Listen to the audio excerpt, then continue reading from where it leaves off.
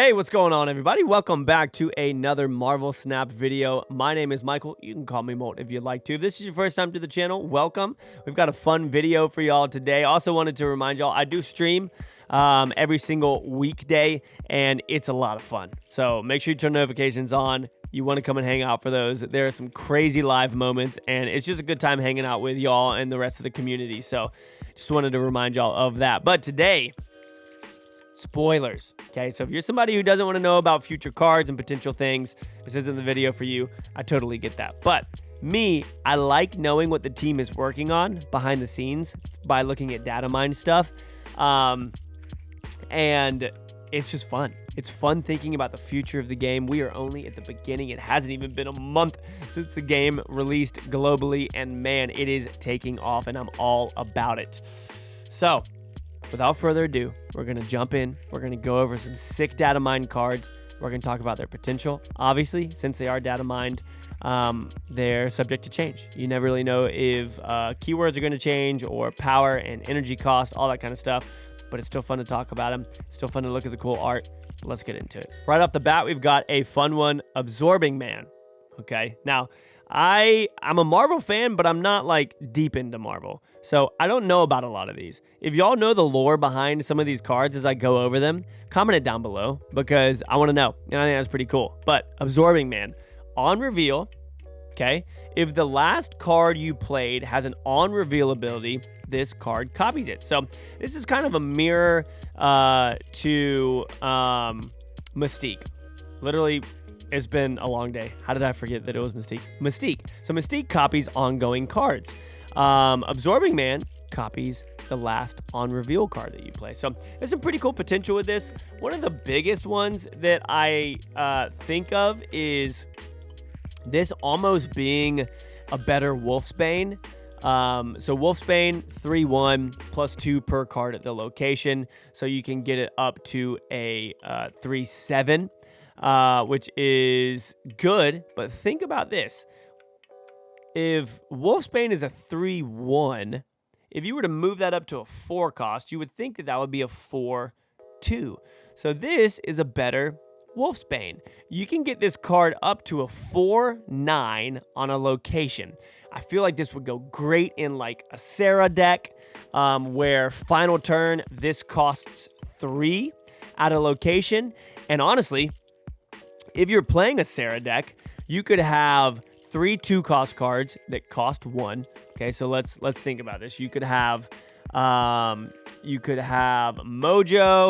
have Angela, and you could have another random 2-cost card. Okay, so final turn you play like someone's built up on a location. You play Angela, Mojo, another 2-cost, and then oh no, because you will have had to have played Wolfsbane, so never mind. But still, I do think that it would work in that Sarah deck because what you could do is Wolfsbane then would be a 2-cost as well. So you could play Wolfsbane and then you could play Absorbing Man, which would cost you 2 and then 3, so that's 5. So you'd be able to play Wolfsbane on one location, Absorbing Man on another location, and then another card after the fact. I think it's pretty cool. I think that it would work in a Sarah deck. I think it would work in any sort of regular deck. And then obviously you could play Odin on top of this, but also think about this. If you play say an Electro deck, okay, something like an Electro deck where you play White Tiger and then you play, so White Tiger turn 4, Odin turn 5, you could play Absorbing Man on top of that Odin, and it would act like another Odin, which would reveal that again, and it could just be crazy. Man, so much potential. Super cool card. I like this one. I dig it. I think this is definitely super usable. Next, we've got Agent Coulson. I think that that's how you say it. On reveal, add a random 4-cost and a random 5-cost card to your hand. So this is kind of like a baby Nick Fury. Okay, Nick Fury adds 3 6-cost cards to your hand. It's a 5/7. And so this is pretty cool because it actually has great curve. And what I mean by that is the ability to play a card each turn. In fact, you wouldn't even need to necessarily bring a 4 and a 5 cost card in your deck. Now, I think that this would work best in a collector dino deck, just because it does bring those 2 cards in there.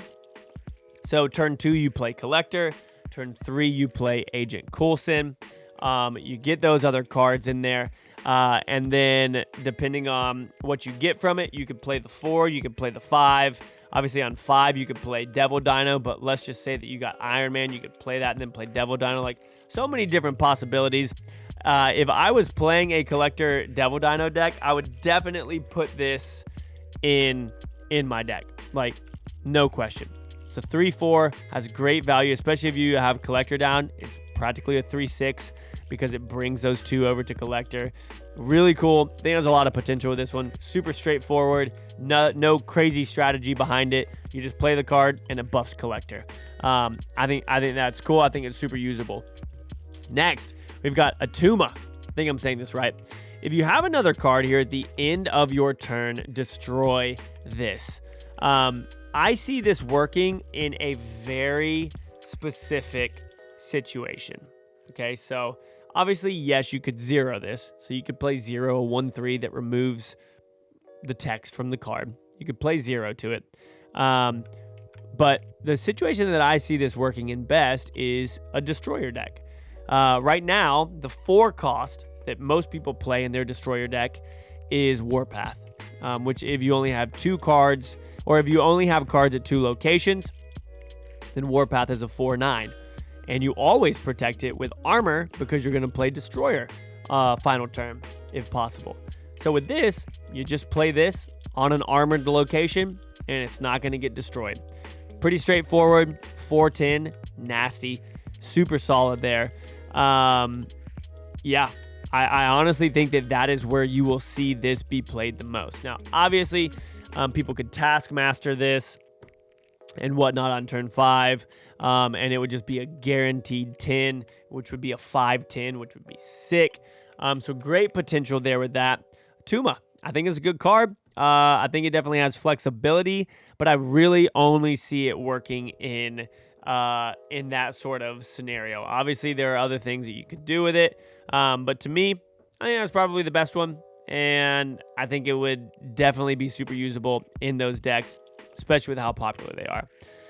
Next, this one's pretty rad. We've got Bast, okay? On reveal, set the power of all cards in your hand to 3. I think that this has a pretty straightforward function, and that is Cerebro decks. So Cerebro gives +2 power to the highest cost card on the board, and people like Cerebro 3. Cerebro 3 is probably the most, or is definitely the most popular of Cerebro lists. And the fact that you now have the possibility to bring in something else is crazy. Like, first of all, think about giving Iron Man 3 power. That's sick. And then Iron Man then would get the buff from Cerebro as well, which would make a location absolutely massive. So that's one thing right there, already giving that 3 power to that. You could hit things like Arnim Zola, which is a 6-0, giving that 3 power. You could use it in so many other scenarios if there are certain cards that you wanted to play. Like, say there are certain cards in Cerebro 2 that you like better than Cerebro 3 that you would rather have. Well, guess what? Now you can bring another control card with you, or you can bring another heavy hitter. I don't know what it would be, but the possibilities with Bast are crazy in the realm of Cerebro decks. And I think that that's honestly the best use for it. Now, obviously, you could bring other things like Ant-Man. Like, you could use it on an Ant-Man. You could use it on a lot of the other... I guess you could use it in Khazar Blue Marvel decks as well, to buff all of those up. Lots of different potential. I think that this is going to be an incredibly useful card. And at a 1/1... it's going to be nasty, especially depending on how you build your deck. Because if you think about those Khazar Blue Marvel decks, none of the cards are really higher than 3 anyways. And if you changed Khazar's health down to 3, it's not that big of a deal if you're able to change a bunch of your 1 costs up to 3 or whatever. Like, imagine that. Your Ant-Man could be a 1/7. That would be wild. Your Ant-Man could be a 1/7 because of a card like Bast. I think that's pretty cool. Next, we've got Blink. So this one looks pretty cool. I'm a huge move deck fan. I absolutely love playing move. I think that it is such a fun play style. I think that it requires so much thought process and doing math very quickly to understand how things are moving, what they add up to, all that kind of stuff. It's so much fun. And I think this fits really well in there because currently we have Nightcrawler who can move 1 time, and then we have Vision who can move every turn. So really you can only move Vision once unless you play it early with Psylocke or if you have Limbo active or something like that. So Blink could really be used in any sort of move deck. I would say probably works the best without Heimdall in the fact that you could play Kraven turn 2 and then play Blink turn 3 and then move Blink to Kraven turn 4, move it away turn 5, move it back turn 6. And on all of those, it's going to be gaining power. All the while, Kraven is going to be gaining power. So there's a lot going on there for very little cost. And I think Blink fits really, really well in that slot, being a mid-tier 3 cost move. Now, obviously, we have Vulture that's a 3 cost. We also have Doctor Strange that's a 3 cost. So you don't want to fill your deck up with too many of those, which is another reason why I say you might not want to play Heimdall in the deck necessarily, because you would just want to use other move cards, especially if you have like Polaris in your deck as well. There's lots of 3 cost cards that you would have. So potential there, definitely like it. Think that it's one that I would 100% use if I was making a move deck. So lastly, probably the weirdest one, and honestly the one that I don't see being as useful as the others, and this is Blob. Ongoing, nothing can move this to another location. So the only cards that really takes into effect defensively is obviously Magneto, moving 3 and 4 cost cards, and then Arrow, final turn as well. And then, yes, you do have Heimdall and things like that that could move it, but I don't really understand the point of it. I don't understand the point of putting 3/4 at a location and not wanting to move it. I don't necessarily see the value necessarily as I think about it right now, because you play it, it doesn't move. Maybe you play it because you want to play Heimdall, but you want to keep power on a location. So you can play Blob and then you play Heimdall on the same location and you know that it's not going to move, which is actually really good because then you're able to have more power at that location that you play Heimdall on. So there is potential. I don't think I would put it in my move deck, especially if I had Blink. I just don't know. That's kind of how I feel about that one.